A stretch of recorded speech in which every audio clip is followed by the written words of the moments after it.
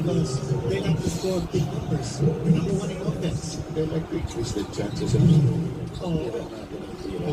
And Converge playing right to their hands. Kaya ngayon, Converge is slowing down the pace a little bit. And they're going to, they're the big guy. Hindi na pumasok tiro ni Ambongo. Here's Mamuyap. Mamuyap slows down. Dato says, I want to try this. Yes! It's a three. It's Radio Shine with the lead. It's a 2-point lead for Radio Shine. What a comeback. Dato now with 7. Now Converge strategy. I think they're going to slow it down. They're trying to bring in their big guys. Wala yung advantage nila sa rebounding. Kasi Pumapasok dito. yeah.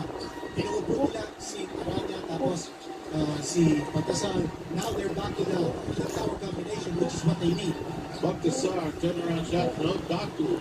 Nobody challenging him for that pickup. And Arana was 1 second to go. And there's a foul. There was. 4. Sinasabi ng Raiders yung pinakulan sa 4. Wow, what a move here by Raider Shine. Pasa nila. How much time was left in the game?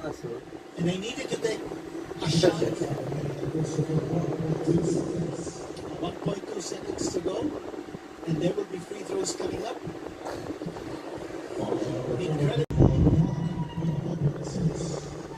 Ilan ito? 4 o 3? And by the way, it's 1. Yeah, 4. And by the way, Converge was not in the penalty. So they didn't give it up a foul. So there's some tactical mysteries here with the part of Converge. And obviously, Pamuya, he's a blitz kind of guy. And he won't hesitate to Mapakawalan niya. 2 for 2 and he has 2 more coming. Ito, umalaki na ang kalamatan ng Raider Shine.